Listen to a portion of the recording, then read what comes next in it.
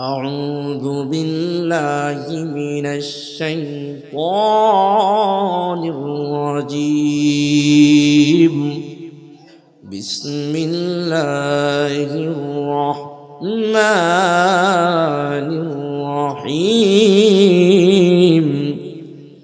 ولقد كرمنا بني آدم وحملناهم في البر والبحر ورزقناهم من الطيبات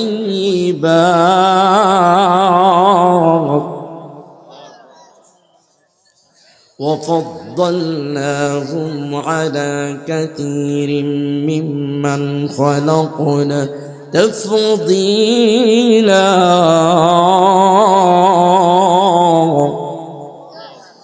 মহান রব্বুল আলামিন আজ থেকে 1450 বছর পূর্বে বিশ্বনবী সাল্লাল্লাহু আলাইহি ওয়াসাল্লামের উপর কুরআনুল কারীমের আয়াত নাযিল করে জানিয়ে দিলেন, হাবিব আমার, জানিয়ে দিলেন, বন্ধু আমার, আমি বনি আদমকে দামি হিসাবে বানাইছি, আমি বনি আদমকে কদর দিয়ে বানাইছি, আমি বনি আদমকে সম্মান দিয়ে বানাইছি।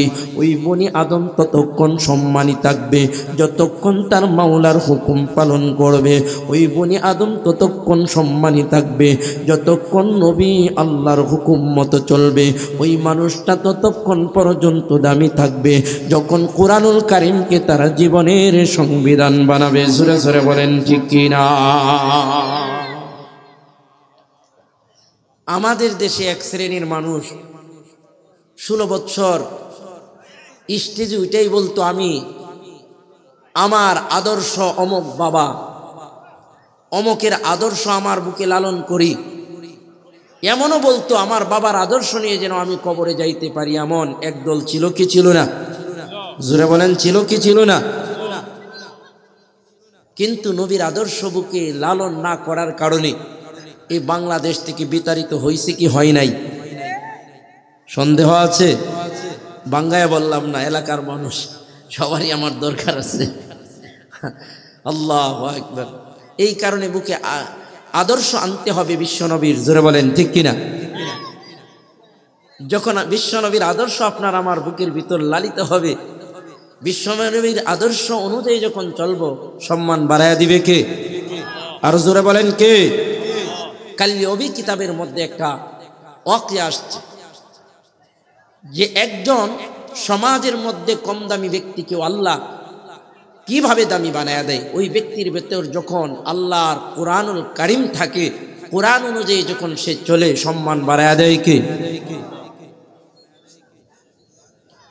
ولقد كرمنا بني آدم وحملناهم في البر والبحر ورزقناهم من الطيبات وفضلناهم على كثير ممن خلقنا تفضيلا। মহান রব্বুল আলামিন ফরমান, জমিনের মধ্যে বনি আদমকে দামি বানাইছে। ওই বনি আদম যখন মহান রব্বুল আলামিনের প্রেম, মহান রব্বুল আলামিনের ভালোবাসা, মহান রব্বুল মাহব্বত তার অন্তরের মধ্যে লালন করে, অন্তরের মধ্যে ফিট করে, আল্লাহ বলে ওই মানুষটাকে আমি দুনিয়ার মধ্যে সম্মানিত বানায়া দিই। জোরে জোরে বলেন সুবহানাল্লাহ। কেমন করে সম্মানিত বানায়া দেয়? কালবি কিতাবের মধ্যে এসেছে, এক ব্যক্তি বাজারে গোলাম নিয়ে গেল বিক্রি করার জন্য। ওই গোলামকে বিক্রি করে দিবে। বাজারে যখন গোলামকে তোলা হলো, হাজার হাজার মানুষ গোলাম কেনার জন্য আসছে, আবার বিক্রি করার জন্য আসছে। যেই ব্যক্তি গোলাম বাজারে নিয়ে গেল, ওই গোলাম বাজারের মধ্যে চিৎকার করে করে বলতেছে, তাকে যখন খরিদ করার জন্য কোনো মানুষ আসে, তাকে যখন খরিদ করার জন্য কোনো মনিব আসে, কোনো মালিক আসে, তখন সে চিৎকার করে করে বলে, যেই আমাকে কিনবেন, যেই আমাকে খরিদ করবেন, আমার কয়েকটা শর্ত আছে। এটা গোলামের বাণী। জোরে বলেন কার বাণী? সবাই অবাক, কয় কিরে, কই মালিকে না শর্ত দিব, কিন্তু গোলামে শর্ত দেয়। এটা তো আশ্চর্যের বিষয়। জোরে বলেন ঠিক কিনা? কোথায় না গোলামকে বলবে তোকে কিনে নিলাম, যা মন চাই তাই করাবো, যেভাবে মন চাই সেভাবেই চালাবো। এটা হলে মালিকের কথা। জোরে বলেন ঠিক কিনা? মানুষ ভিড় জমায়, এটা আবার কেমন গোলাম রে বাপ রে বাপ। সে নিজেই এবার শর্ত দেয় মালিকরে, তার কয়েকটা শর্ত আছে। এক মালিক আইসা ঘোড়া থামাইলো ওই গোলামের কাছে। ওই মালিক ডাক দেয়, গোলাম তোমার কি শর্ত? তোমাকে খরিদ করলে শর্ত মানতে হবে। গোলাম ডেকে বলে, আপনি যদি আমাকে কিনেন তাহলে আমার কয়েকটা শর্ত আছে, শর্তগুলো মানতে হবে। এ মৌদামের মুসলমান, দিলের কানটা লাগায়া শোনো। আজকে তোমার সমাজে কোনো দাম নাই, আজকে তোমার পরিবারে কোনো দাম নাই, আজকে তোমার সমাজে কোনো কদর নাই, আজকে তোমার পরিবারে কোনো কদর নাই। তুমি যদি মাওলার জন্য হয়ে যাও, মাওলার ইবাদত যদি করো, মাওলার ভালোবাসা যদি তুমি পাও, তোমার সম্মান বাড়ায়া দিবেন কে? ওই গুড়াওয়ালা লাভ দিয়ে নাই মালিককে বলছে, রে গোলাম তোর কি কি শর্ত বলো দেখি, তোমার শর্তগুলো আমি শুনতে চাই। ওই কালিয়াবি কিতাবের মধ্যে আসছে, গোলাম এবার ডেকে ডেকে বলতেছে, আমারে যদি খরিদ করতে চাও, আমারে যদি কিনতে চাও, এক নাম্বার শর্ত হলো ফজর থেকে নিয়ে মাগরিব পর্যন্ত তোমার গোলামি করব, কিন্তু মাগরিব থেকে নিয়ে ফজর পর্যন্ত তোমার গোলামি করব না। জোরে জোরে বলেন আল্লাহু আকবার। ওই মালিক বলছে, ঠিক আছে মানলাম, ফজর থেকে নিয়ে মাগরিব পর্যন্ত, সূর্য অস্ত থেকে সূর্য উদয় থেকে সূর্য অস্ত পর্যন্ত গোলামি করবা, সূর্য উদয় অস্ত থেকে সূর্য উদয় পর্যন্ত গোলামি করবা না। ঠিক আছে, একটা শর্ত জানলাম, আর কি শর্ত আছে তোমার? ওই গোলাম ডেকে বলে, মানিব ও দ্বিতীয় শর্ত হলো, যখন মসজিদে আজান হবে সঙ্গে সঙ্গে আমি কাজ বন্ধ করে দেব। আমার ব্যক্তিগত কিছু কাজ আছে, যেই কাজগুলো আমি করব, কাজগুলো শেষ হলে আবার গোলামিতে রাখবো, কিন্তু আজান হওয়ার সঙ্গে সঙ্গে আমাকে ছুটি দিতে হবে। জোরে জোরে বলেন আল্লাহু আকবার। মনিব ডেকে বলে, ঠিক আছে এটাও মানলাম, আর কি তোমার শর্ত?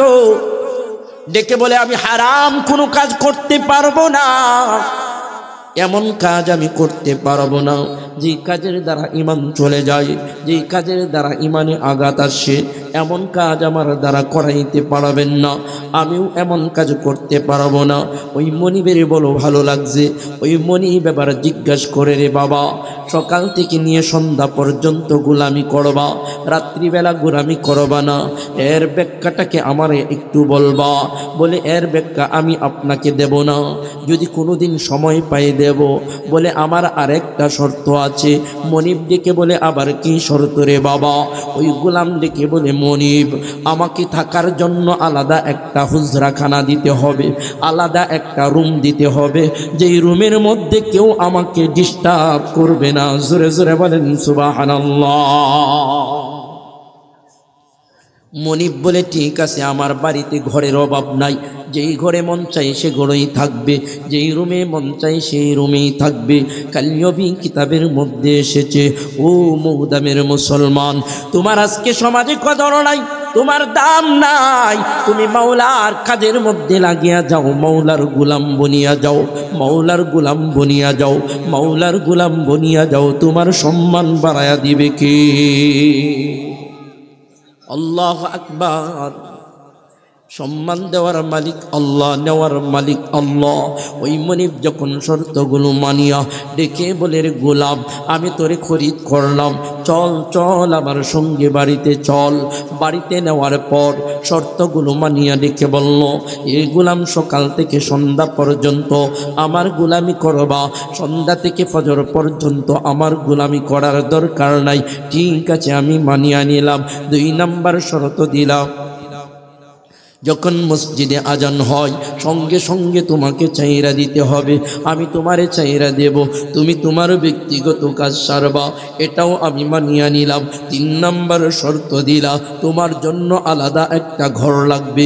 আমার বাড়িতে অনেকগুলো রুম পতিত আছে, যেই রুম মন চাই সেই রুম নিতে পারো, যেই ঘর মন চাই সেই ঘর নিতে পারো, আমার কোনো বাধা নাই, আপত্তি নাই।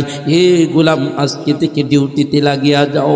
এমন করিয়া ওই গোলাম যখন মনিবের হুকুম পালন করতে শুরু করিয়া দেয়, ফজরের নামাজের পর থেকে নিয়া মাগরিব পর্যন্ত কাজের মধ্যে কোনো ফাঁকি দেয় না, মাগরিব পর্যন্ত কোনো রকম ধোঁকা দেয় না, মাগরিব পর্যন্ত মনিবের পুরাপুরি হক আদায় করে। কেননা যদি হকের মধ্যে কোনো গরমিল করে দেখবেন কে। এই কারণে আল্লাহ বলেন, ইয়া আইয়ুহাল্লাযীনা আমানুত্তাকুল্লাহ ওয়া কুনু মা'আস সাদিকিন। হে ঈমানদার কালিমা পড়নেওয়ালা, আমি আল্লাহর ভয় তোমার অন্তরে আনো। মুফাসসিরিনে কেরাম বর্ণনা করেন, একটা মানুষ যখন আল্লাহর ভয় অন্তরে রাখবে, একটা যুবক যখন আল্লাহর ভয় অন্তরে রাখবে, ওই যুবক কোনোদিন নামাজ ছাড়তে পারে না। একজন মা যখন আল্লাহর ভয় অন্তরের মধ্যে রাখবে, ওই মা কোনোদিন নামাজ ছাড়তে পারে না। একজন যুবতী বোন যখন আল্লাহর ভয় অন্তরের মধ্যে রাখবে, ওই আমার যুবতী বোন বেপরদায় বের হতে পারে না। একজন বাবা যখন অন্তরের মধ্যে আল্লাহর ভয় রাখবে, ওই বাবা কোনোদিন নামাজ ছাড়তে পারে না, ওই বাবা কোনোদিন বেইনসাফি করতে পারে না, ওই বাবা কোনোদিন 2 নাম্বারি করতে পারে না, ওই বাবা কোনোদিন কাজের মধ্যে ফাঁকি দিতে পারে না। ওই গোলাম ফজর থেকে নিয়ে সন্ধ্যা পর্যন্ত মনিবের গোলামি করে, একচুল পরিমাণ কোনো 2 নাম্বারি করে না, একটা সেকেন্ড কোনো রকম রদবদল করে না, একটা সেকেন্ড কোনো রকম ফাঁকি দেয় না। কেননা ওই গোলাম জানে হয়তো দুনিয়ার মালিক আমার 24 ঘন্টা দেখে না, 24 ঘন্টা হয়তো আমার পাহারা দেয় না, কিন্তু এমন একজন মালিক আছে, এমন একজন মনিব আছে, এমন একজন মালিক আছে যিনি 24 ঘন্টা দেখেন, অন্ধকারেও দেখেন, আলোর মধ্যেও দেখেন, ঘরের ভিতরেও দেখেন, ঘরের বাহিরেও দেখেন। তিনার নাম কি? আরো জোরে বলেন কি? আল্লাহু আকবার। এই কারণে আল্লাহ বলেন, ইত্তাকুল্লাহ, আমার ভয় অন্তরের মধ্যে রাখো। আমার সমাজের একজন নেতা যখন আল্লাহর ভয় অন্তরের মধ্যে আনবে, জনগণের ঘম যখন ওই এলাকার মধ্যে আনবে, সে কোনোদিন জনগণের গম চুরি করতে পারে না। জোরে জোরে বলেন ঠিক কি না? আল্লাহু আকবার। সব শ্রেণীর মানুষের অন্তরে গুনাহ থেকে বাঁচার জন্য আল্লাহর ভয় অন্তরে রাখার দরকার আছে না? না। ওই গোলাম ডেকে বলে, মনিব, আমি সকাল থেকে সন্ধ্যা পর্যন্ত আপনার গোলামি করি, আপনার দাসত্ব করি, আপনার সব কাজ আমি করিয়া দেই। ও মনিব, আমার কাজের মধ্যে কি কোনো রকম 2 নাম্বারি পেয়েছেন, কোনো রকম ফাঁকিজাকি পেয়েছেন? ওই দুনিয়ার মনিব বলে, না রে না, ও গোলাম, আমি তোমার কাজে সন্তুষ্ট, আমি তোমার কাজে খুশি হয়ে গেলাম, তোমার প্রতি আমার মন খুশি হয়ে গেল।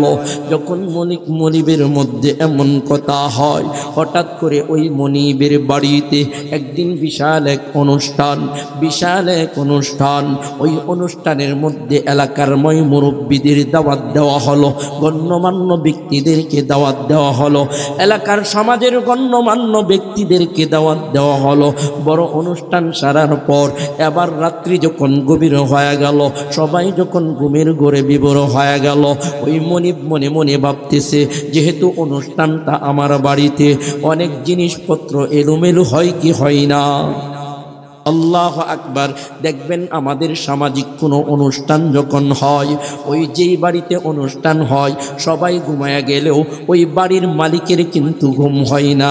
জোরে জোরে বলেন ঠিক কিনা? ওই মনিব ঘুমায় না, সবাই ঘুমায় গেল, সবাই সবার ঘরে ঘুমের ঘুমের হয়ে গেল। মনিব মনে মনে ভাবতেছে, আমার বাড়িটা একটু তাল্লাশি করিয়া দেখি, খোঁজ খবর নিয়ে দেখি কোথাও কোনো দামি জিনিস পড়ে আছে কিনা, কোথাও কোনো মেহমানের অসুবিধা হচ্ছে কিনা। কাল্যবী কিতাবের মধ্যে এসেছে, এ মৌদামের মুসলমান, পূর্বদলার মুসলমান, দিলের কানটা লাগায়া শোনো, একজন গোলামকে আল্লাহ কেমন দামি বানায়, একজন গোলামকে আল্লাহ কেন দামি বানায়, কিসের জন্য দামি বানায়, ওই গোলাম থেকে শিক্ষা নাও। ওই মনিব যখন বাড়ির কাছে কানাচে বাড়ির চতুর্পাশে ঘুরতে শুরু করলো, খোঁজখবর নিতে আরম্ভ করলো কোথাও কোনো দামি জিনিস পড়ে আছে কিনা, কোনো মেহমানের অসুবিধা হচ্ছে কিনা। এমন খোঁজখবর নিতে নিতে রাত্রি যখন গভীর হয়ে গেল, তাহাজ্জুদের ওয়াক্ত হয়ে গেল, ওই গোলামও তার ঘরের ভিতরে প্রবেশ করলো। হঠাৎ করে মনিব তাকায়া দেখে, আকাশের দিকে তাকাইয়া দেখে গো, আকাশ থেকে কেমন জানি একটা ঝলক মাটিতে নাইমা আসতেছে, আকাশ থেকে একটা নূরের ঝলক তার বাড়ির উপরে পড়ছে। এই দৃশ্য দেখিয়া মনিবের গায়ের লোম দাঁড়ায়া গেল। হায় হায় হায় হায়, এই আকাশ থেকে এমন আলোর ঝলক তো আমি জীবনে কোনো দিন দেখি নাই। কোথায় পড়ে গো, কার ঘরে পড়ে? আমি একটু লক্ষ্য করিয়া দেখি, মনিব বড় চালাক, মনিব বড় জ্ঞানী। মনিব মনে মনে ভাবতেছে, আমার বাড়ির মধ্যে এমন কোনো মেহমান আসছে, যেই মেহমান আল্লাহর খাস বলি, যেই মেহমান আল্লাহর বন্ধু, যার কারণে গভীর রজনীতে আল্লাহর পক্ষ থেকে ওই নূরের তাজাল্লি দিয়া, নূরের ঝলমলানি দিয়া, নূরের আলো দিয়া তার ঘর আলোকিত কইরা দিছে। জোরে জোরে বলেন সুবহানাল্লাহ।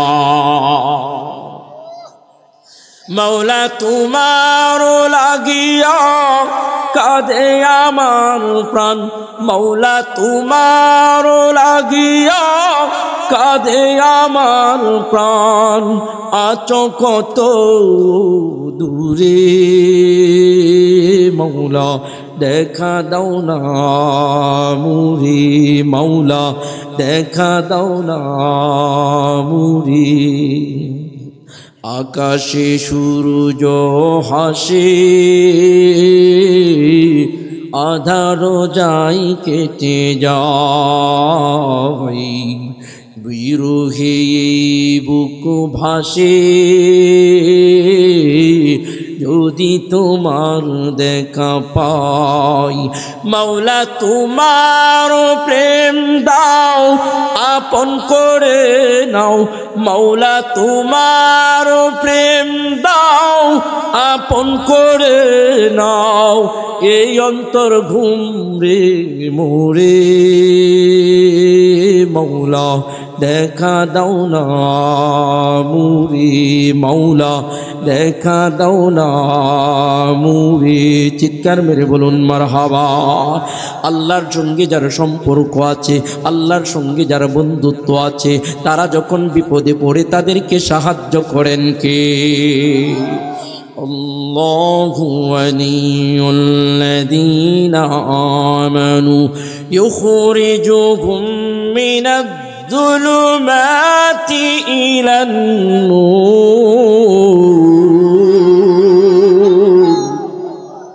মহান রব্বুল আলামিন ফরমান, যারা আমার জন্য পাগল, আমাকে যারা অভিভাবক বানায়, আমাকে যারা রব বলে স্বীকার করে, তাদেরকে আমি সাহায্য করি, তাদের উপর দয়া করি, তাদের উপর ইহসান করি, তাদের উপর আমার রহমত নাজিল করি, তাদের উপর আমার বরকত নাজিল করি। আল্লাহর নবী সাল্লাল্লাহু আলাইহি ওয়াসাল্লাম যখন ওই বদরের প্রান্তরে ৩১৩ জন সাহাবীকে সঙ্গে নিয়ে হাজার কাফেরের মোকাবেলা করবে, আল্লাহর নবী 2 রাকাত নামাজ আদায় করিয়া সাহাবায়ে কেরামদের সঙ্গে নিয়া 2 কানা হাত আকাশের দিকে বাড়াইয়া ডেকে ডেকে বলে, মাওলা এটা আমাদের অস্তিত্বের লড়াই, তুমি যদি সাহায্য করো জিতা সম্ভব, সাহায্য না করলে জিতা সম্ভব না। তুমি যদি দয়া করো বিজয় অর্জন করা সম্ভব, তুমি যদি দয়া না করো বিজয় অর্জন করা সম্ভব নয়। আমার আল্লাহ ডাক দেও, আমার হাবিব যেহেতু আমার দ্বারস্থ হয়েছেন, আমার কাছে সাহায্য চেয়েছেন, আমার হুকুম মেনেছেন, আমি আল্লাহ কথা দিলাম একজন নয়, 100 নয়, 1000 নয়, হাজার হাজার ফেরেশতা আপনাদের সঙ্গী বানায়া ওই কাফেরদের বিপক্ষে বিজয় দান করব। জোরে জোরে বলেন সুবহানাল্লাহ। আল্লাহ আমার রব, এই রবি আমার সব, দমে দমে তনু মনে তারি অনুভব, দমে দমে তনু মনে তারি অনুভব। তোমার দুনিয়াতে আমি যেদিকে তাকাই,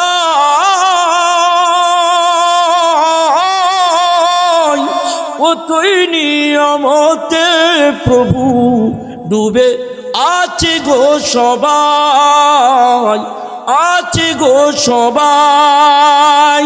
পাকপাকালির গানেও শুনি, পাকপাকালির গানেও শুনি তসফি কলর,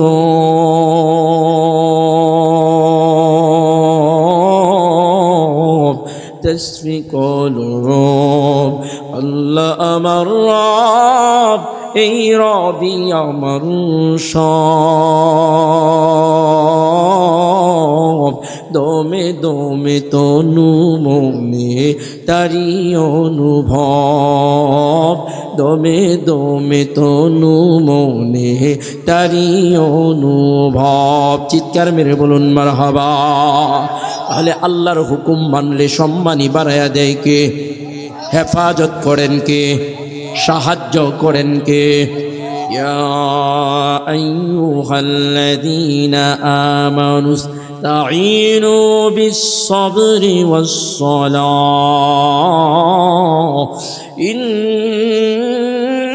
ইন্নাল্লাহা মা'আস-সাবিরিন।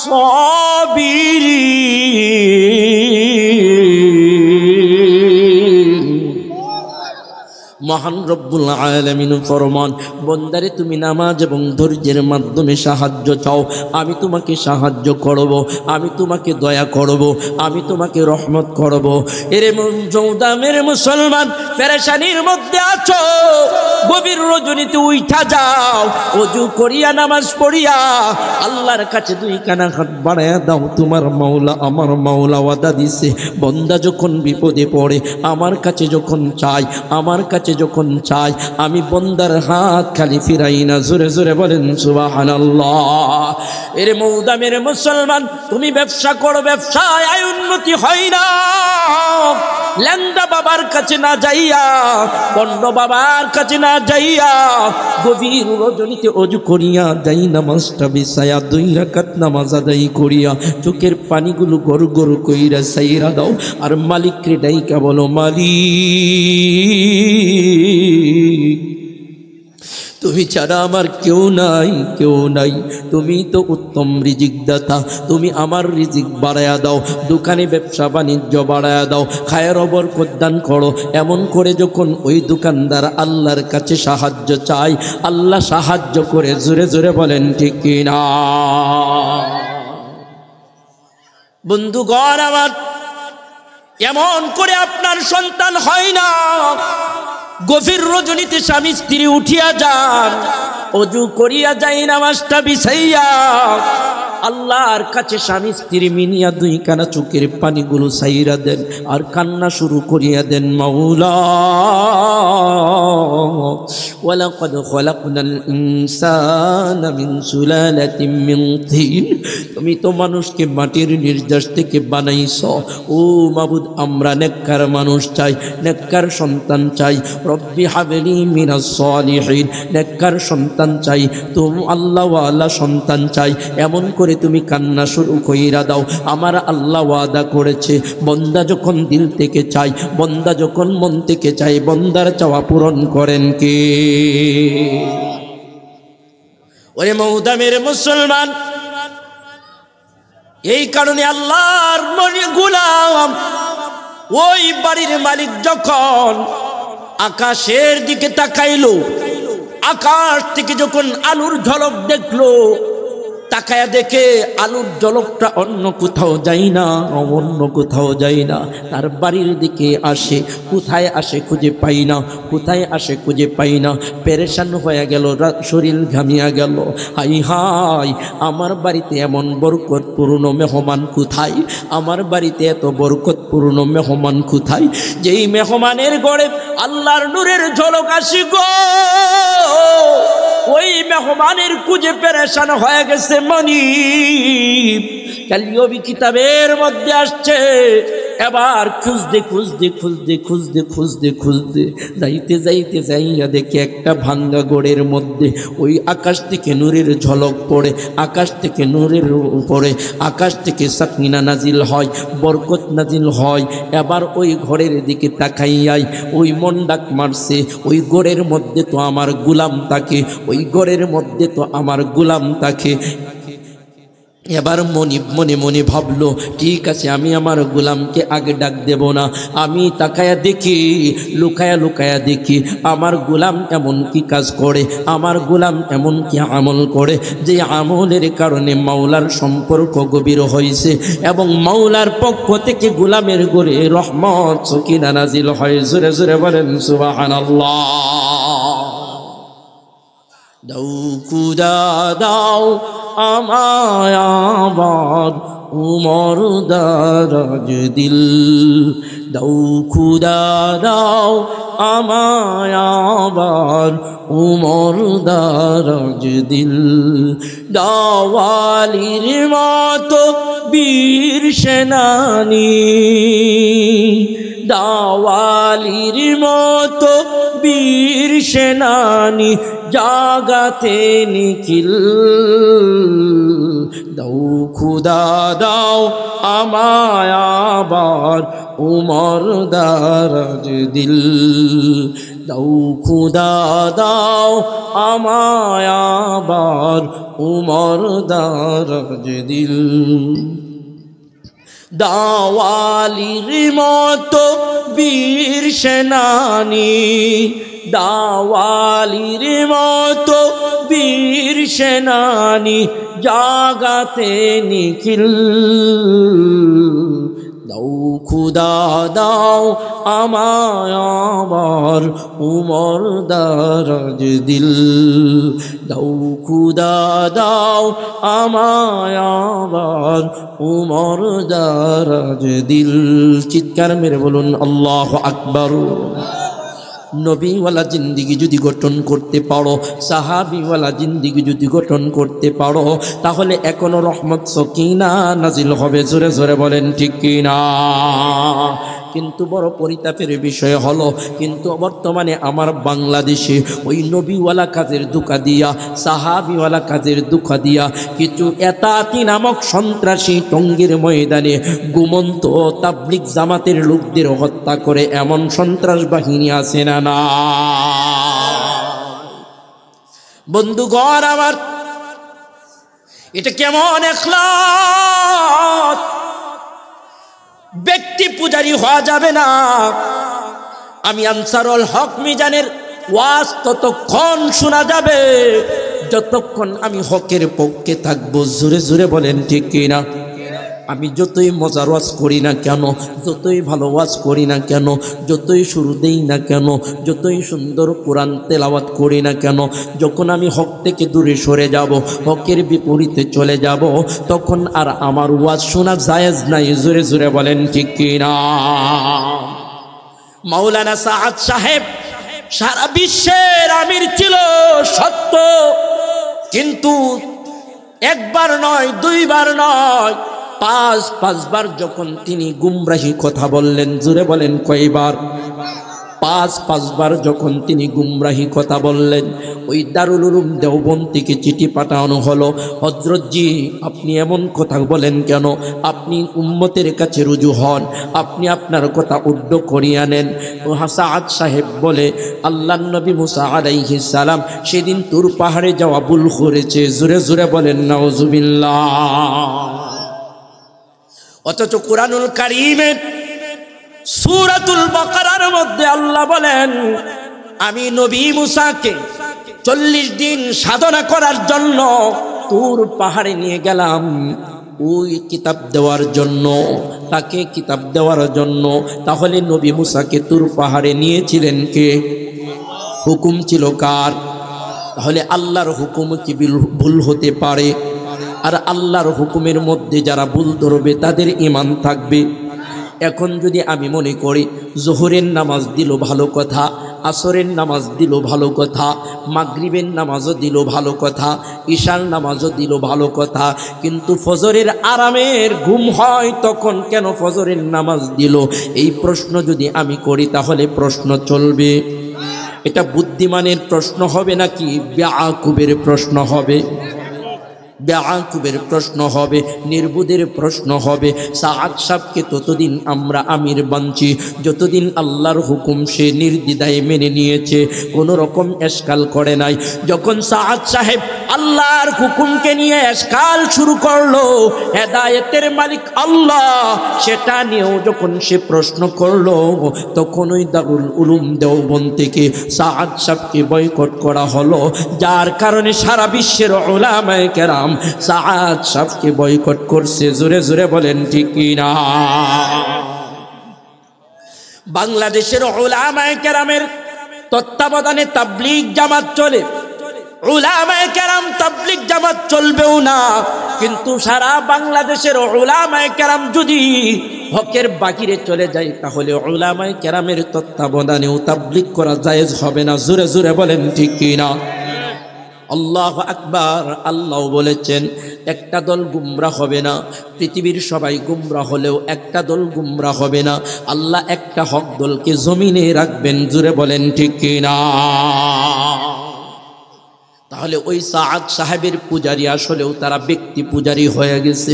আমরা তাবলীগ করে কোনো ব্যক্তি পূজারী না। ততক্ষণ আমির মানি যতক্ষণ হকের পক্ষে থাকে, যখন ওই আমির বিপক্ষে চলে যায়, হকের বাহিরে চলে যায়, তখন আমরা ওই আমিরকেও মানি না। জোরে জোরে বলেন ঠিক কি না? বর্তমানে সাআদপন্থীদের চাওয়া হলো সাআদ সাহেব কি করলো না করলো দেখার বিষয় না, কিন্তু সাআদ সাহেবকেই চাই, সাআদ সাহেবের অনুসরণ করতে চাই। এ ভাই তোরা হাতে ধরে পায়ে ধরে আমি আনসারুল হক বলতে চাই, আমি আনসারুল হক বলতে চাই, যদি তুই আল্লাহর জন্য তাবলীগ করস তাহলে ব্যক্তি পূজারী হওয়া যাবে না। জোরে জোরে বলেন ঠিক কি না? এই সমাজের সব চাইতে নগণ্য, সব চাইতে ছোট, সব চাইতে অবহেলিত ব্যক্তিটাও যদি হকের পক্ষে থাকে, ওই ব্যক্তিটাকেও যদি আমির বানানো হয় তার ইতাআত করতে রাজি থাকতে হবে। জোরে জোরে বলেন ঠিক কি না? ওই সমাজের উচ্চ লেভেলের ব্যক্তিটা বড় আলেম, বড় মুফতি সাহেব যদি সেই সমাজের আমির হয় আর সে যদি ভুল করে হকের বাহিরে চলে, হকের বিপরীতে চলে, তাহলে তার ইতাআত করা জায়েজ হবে না। জোরে জোরে বলেন ঠিক কি না?